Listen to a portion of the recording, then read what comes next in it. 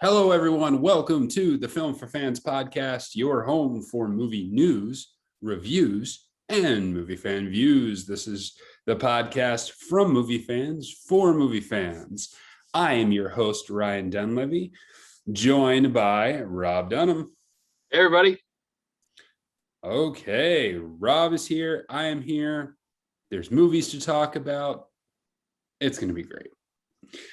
Well, what we're going to talk about is we're going to talk about a great opening week for F9. We're going to talk about what's up with the box office this week, give you a little bit of preview as to what's coming up soon. We're going to play a game of years again with a special Rom Com flavor and, of course, our watch list.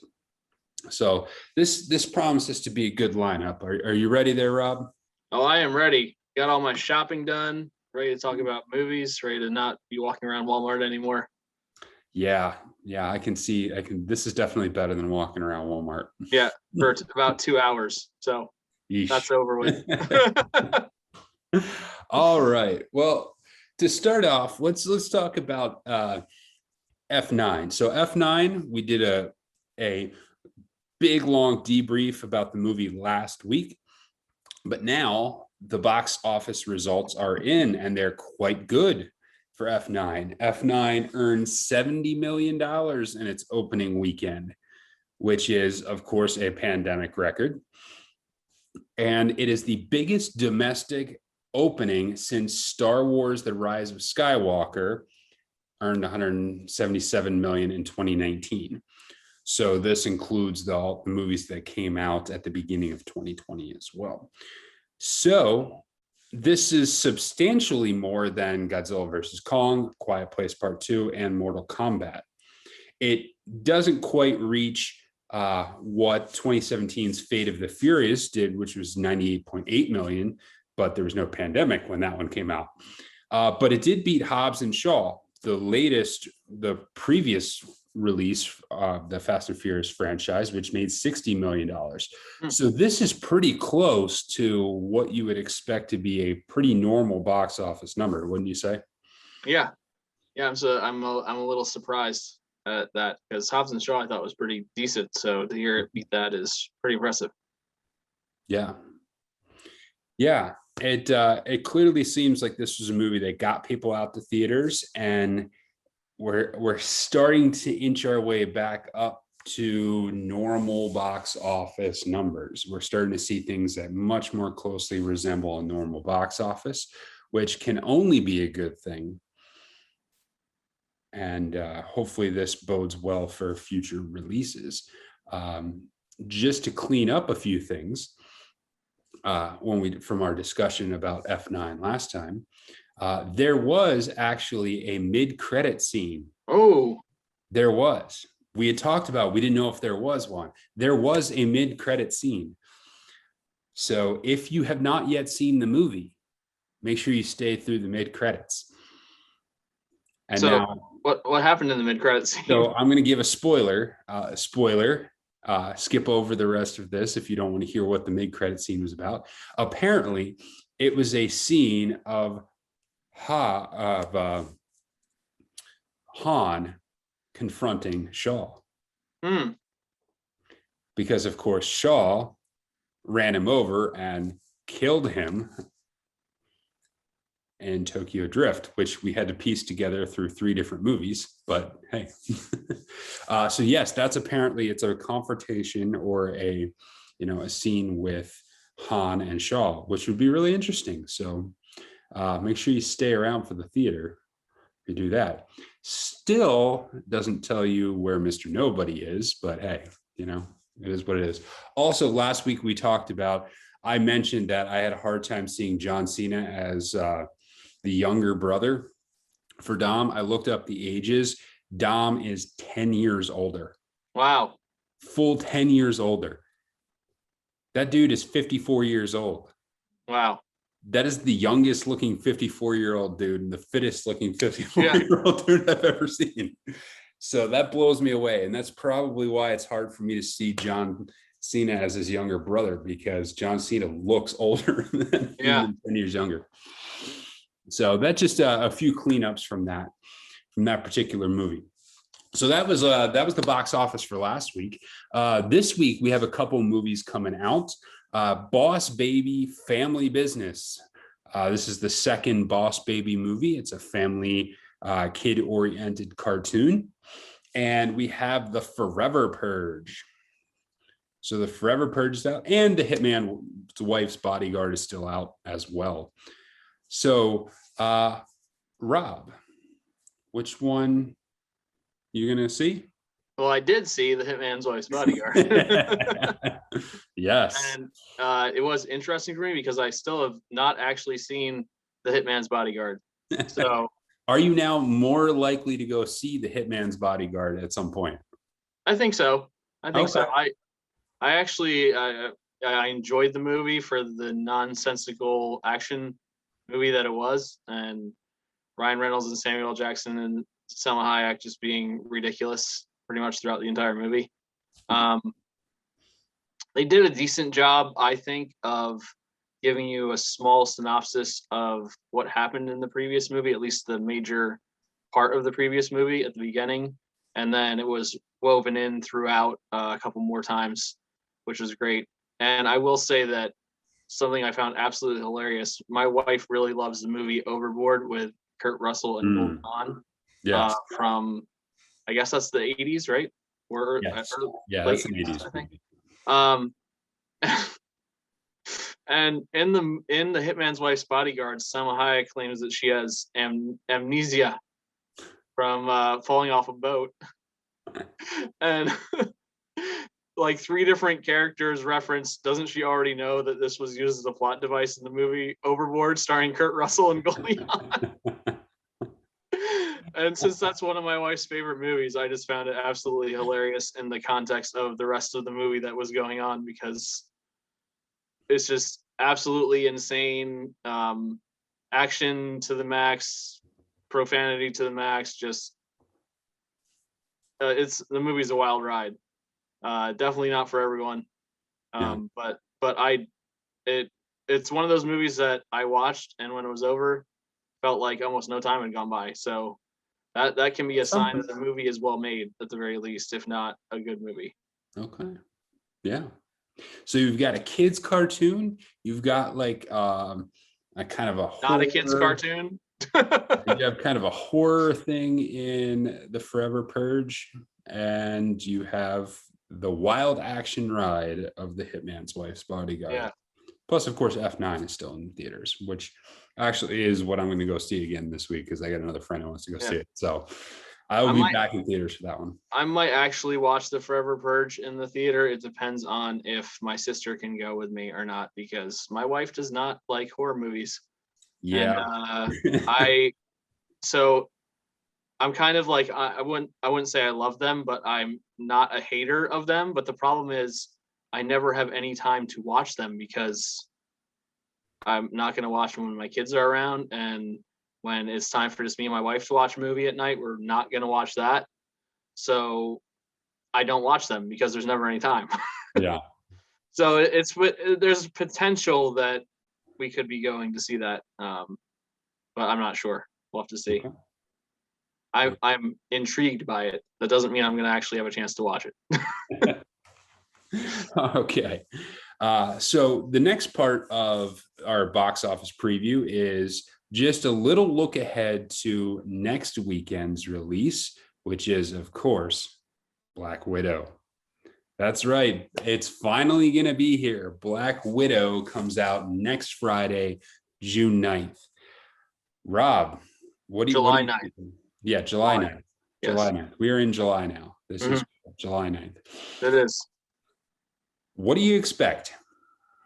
I mean, it's funny. I mentioned this when we talked about this previously, but I feel like I've seen 90% of this movie. I mean, the reality is we've probably only seen about 5 minutes total screen time of the movie, but just the way trailers are, it makes you feel like you've seen everything that's going to happen. So the thing I am expecting / looking forward to / hoping for is some unknown as of yet interaction between other members of either the old version of the Avengers or the next wave of people that Marvel's putting in these movies.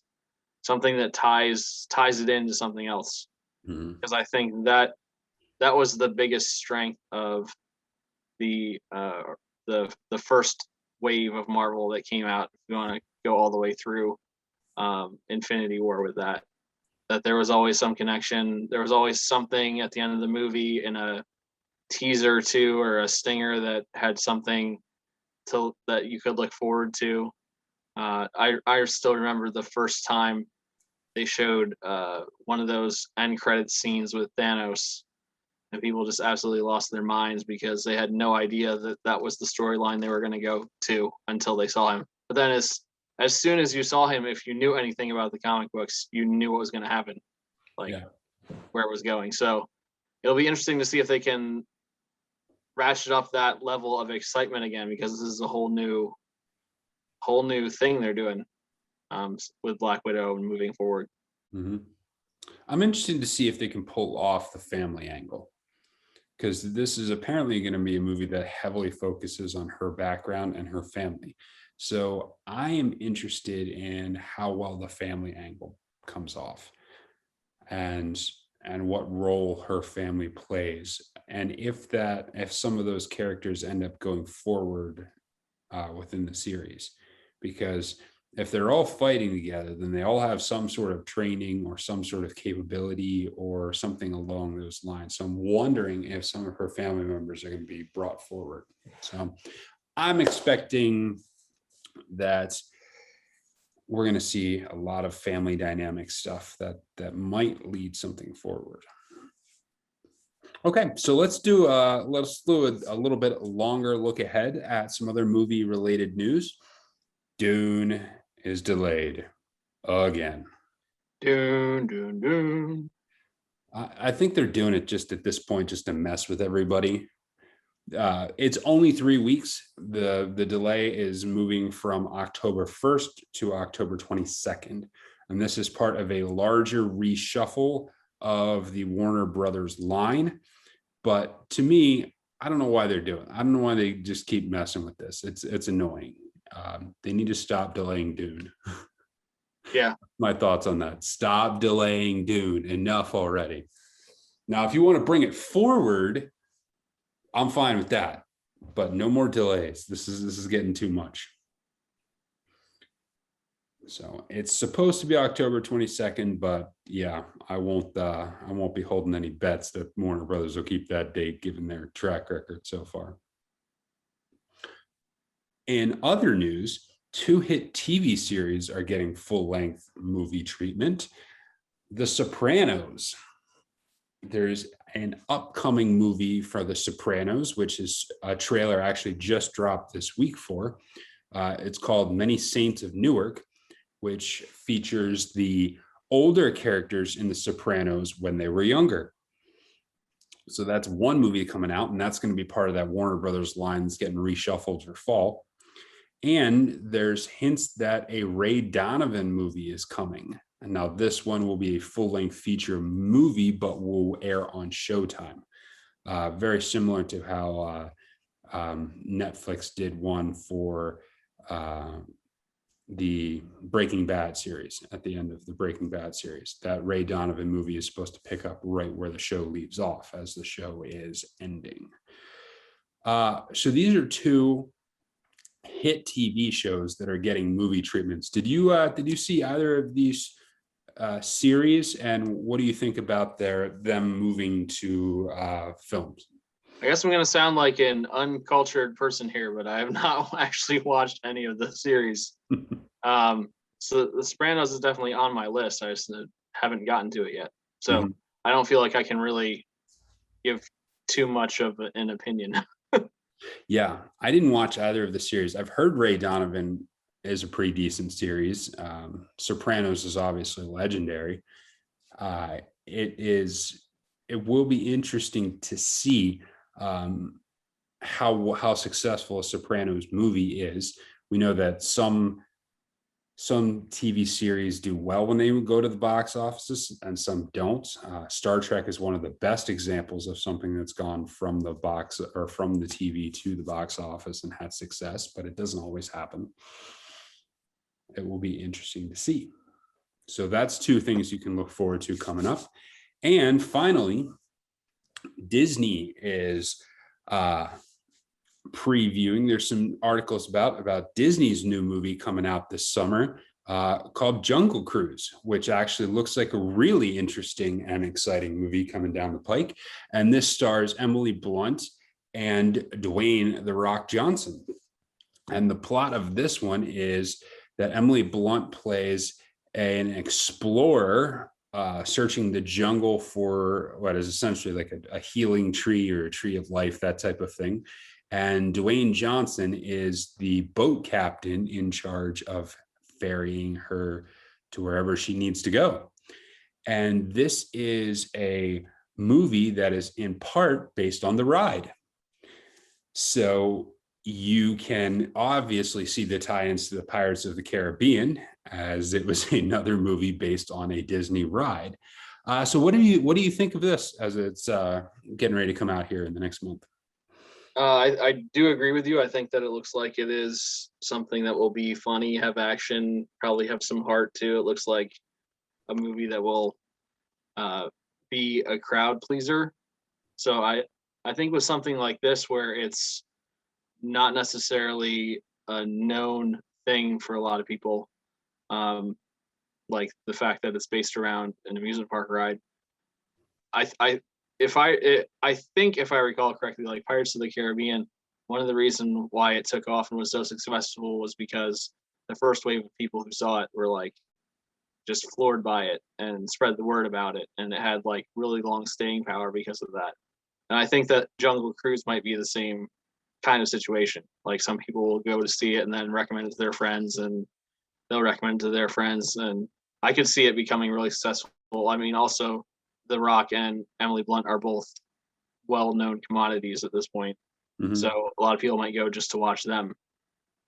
Yeah. So I think it has every chance to be a pretty big success. And when Pirates of the Caribbean came out, a lot of people were questioning / wondering how you could possibly turn an amusement park ride into a movie.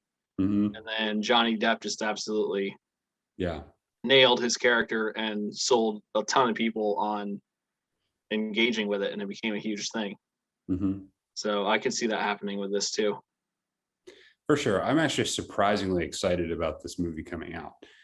And the acting crew is excellent. I think we've seen Dwayne "The Rock" Johnson in the jungle before, and it's worked.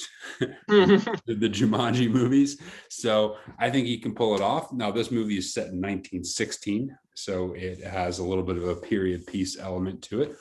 But the article that we'll link to also talks about the fact that the sets that they observed were really fantastic, and they were blown away by the nature of the sets. So I'm excited for it, and this comes out in theaters as well as on Disney Plus with premiere access on July 30th. So not too long from now, you can go see Jungle Cruise. So isn't it nice to have like movies actually coming out in the summer? I know, right? How about that?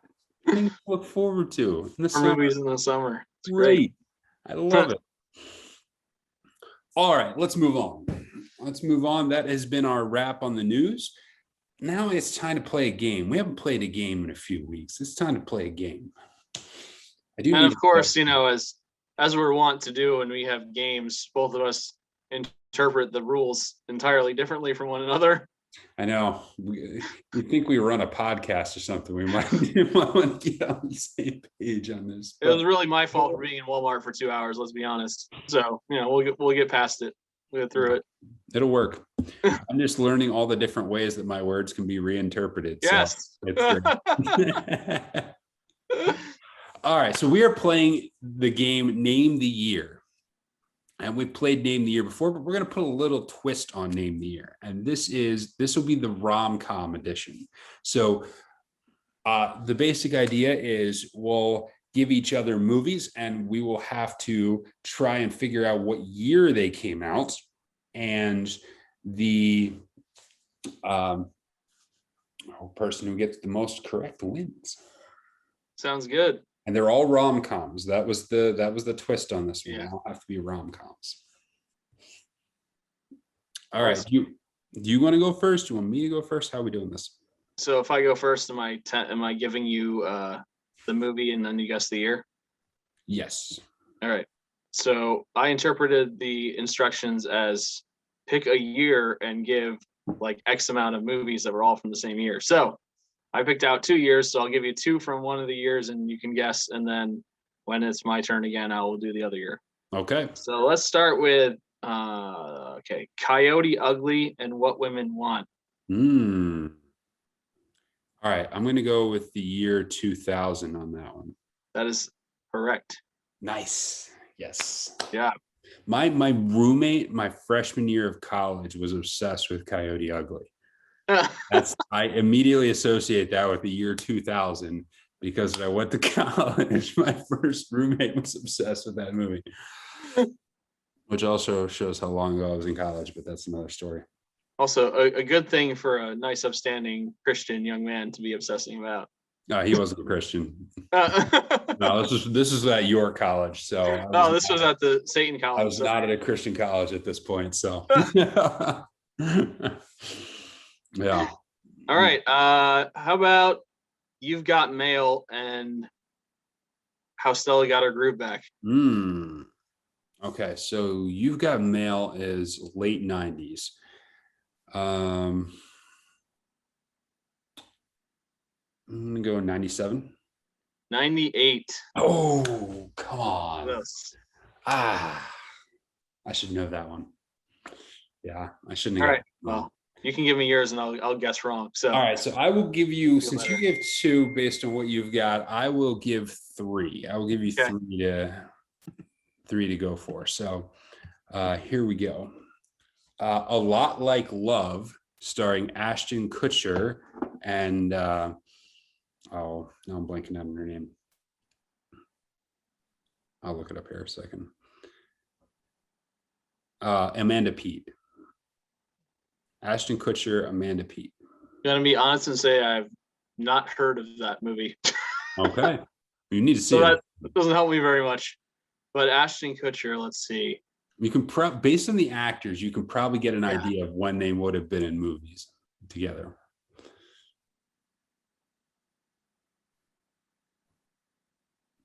I'm gonna guess 2005. Right on. Yes. 2005. Excellent. Sometimes you get lucky. Well done. Awesome. All right. 10 Things I Hate About You. Heath Ledger, Julia Stiles. 10 Things I Hate About You, 2001. 99. Oh, I had that in my head and then I thought 2000s. Why did I change my mind? I don't know. Okay, let's go with When Harry Met Sally. Oh my gosh.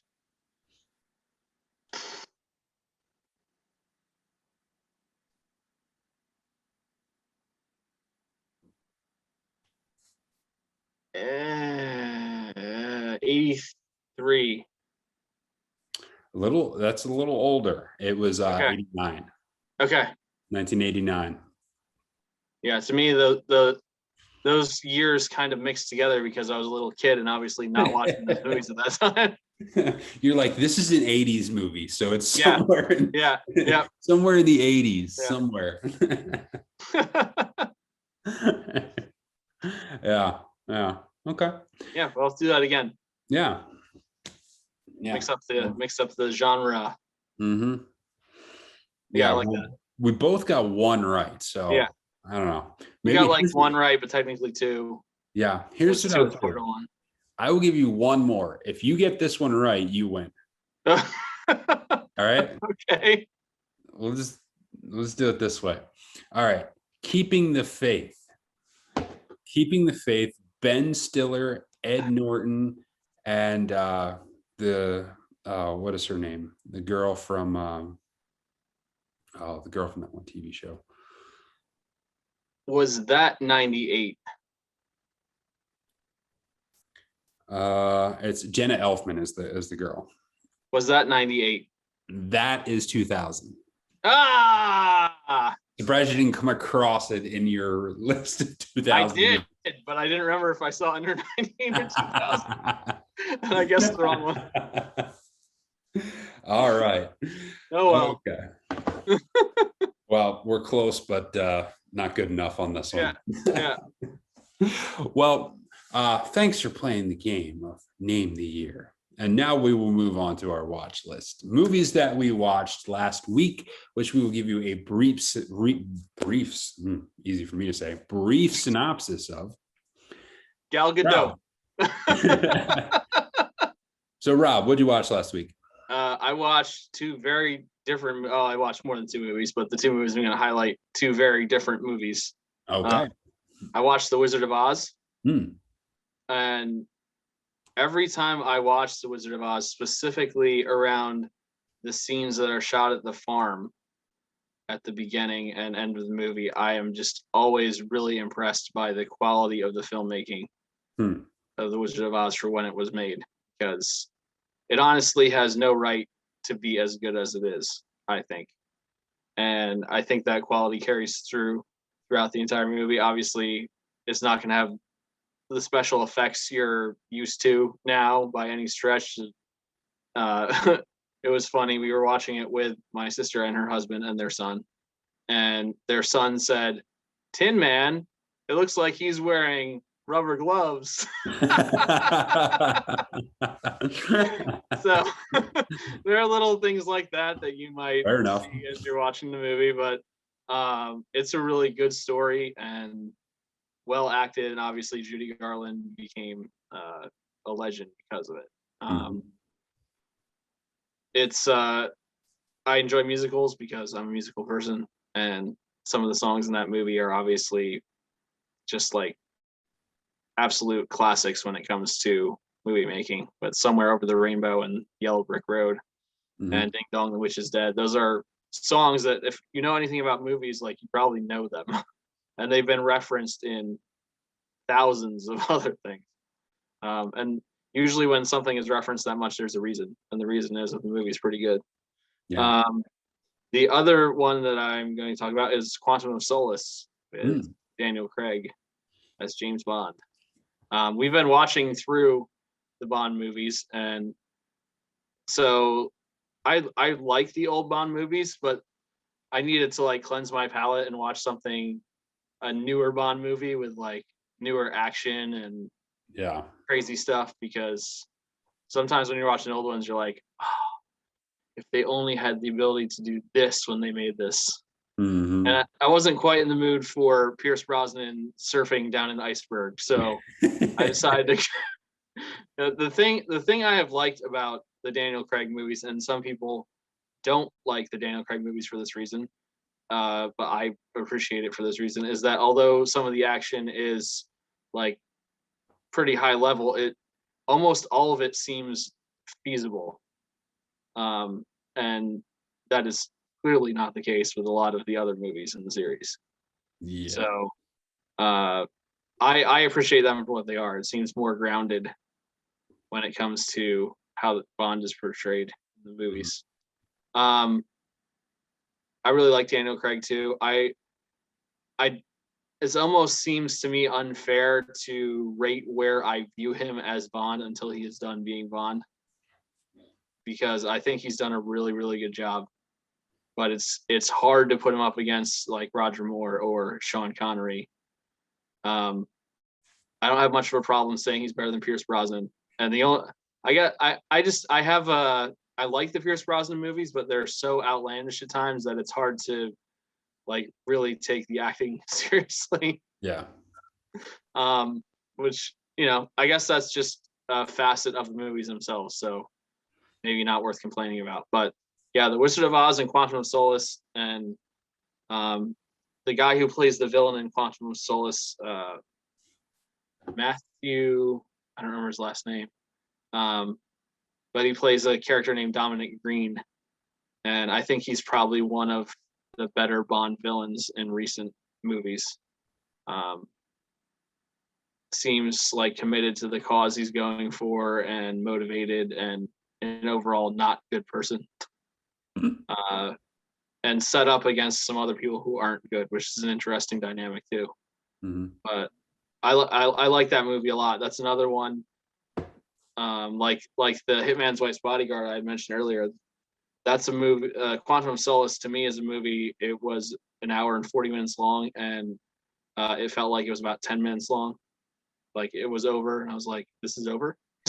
It has. If you have not seen the movie, I'm not going to spoil exactly how this happens, but I'm not 100% positive I love the ending.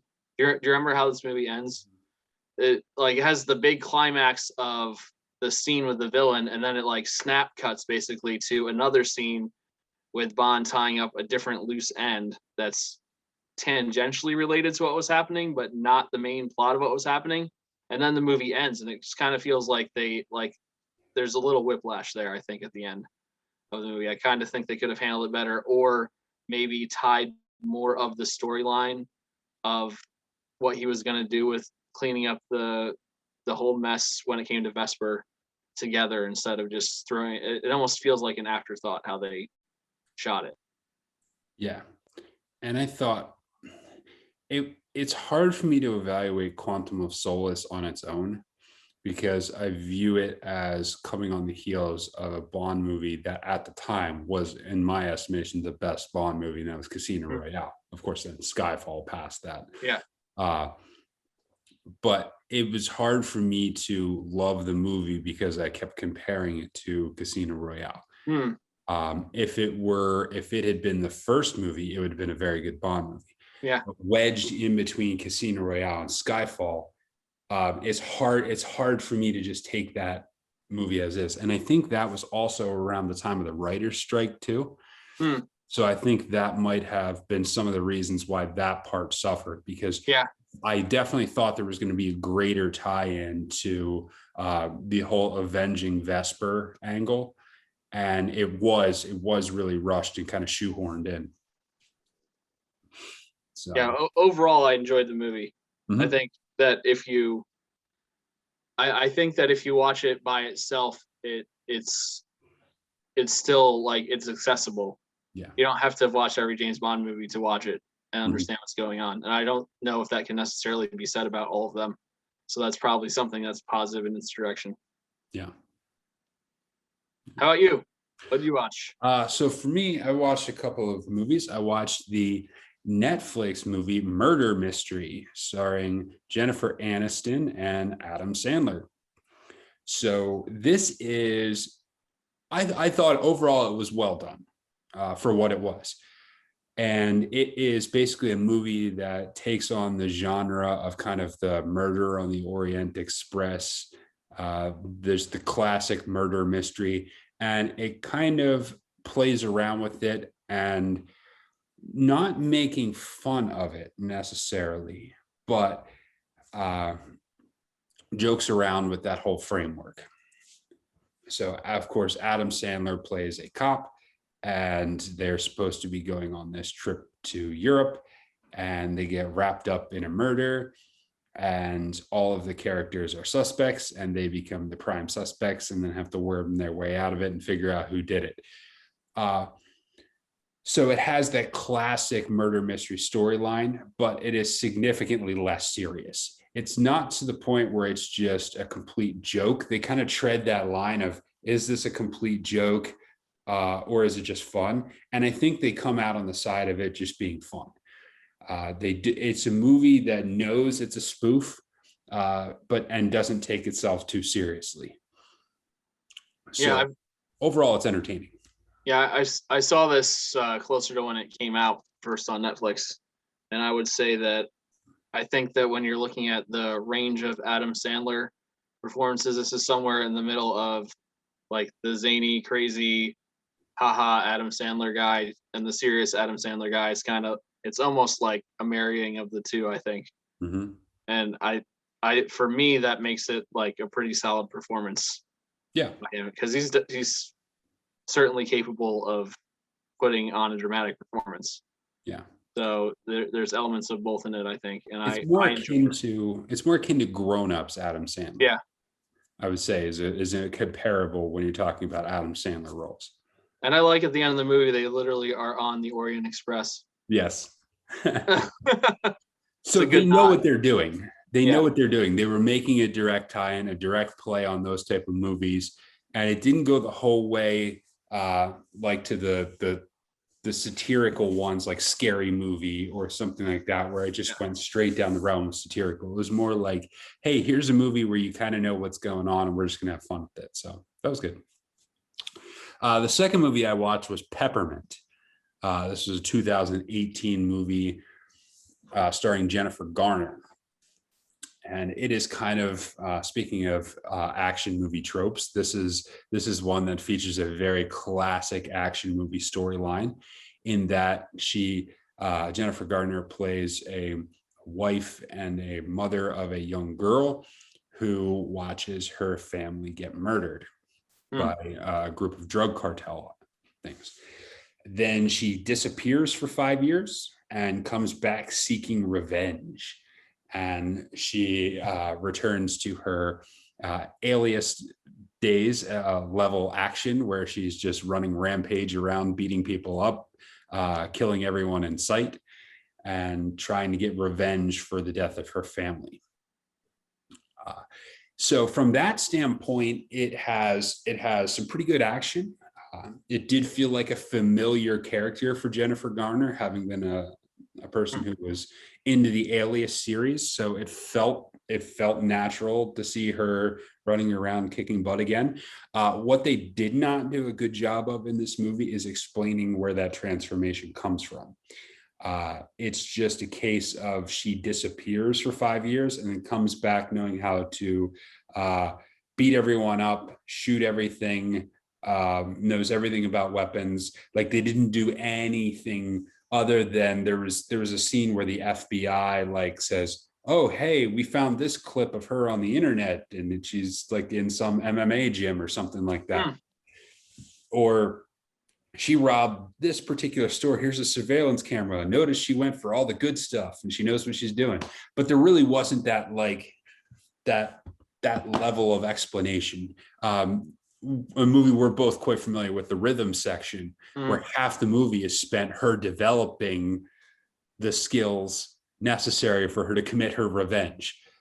This movie just skips over that entirely and just goes straight to the revenge.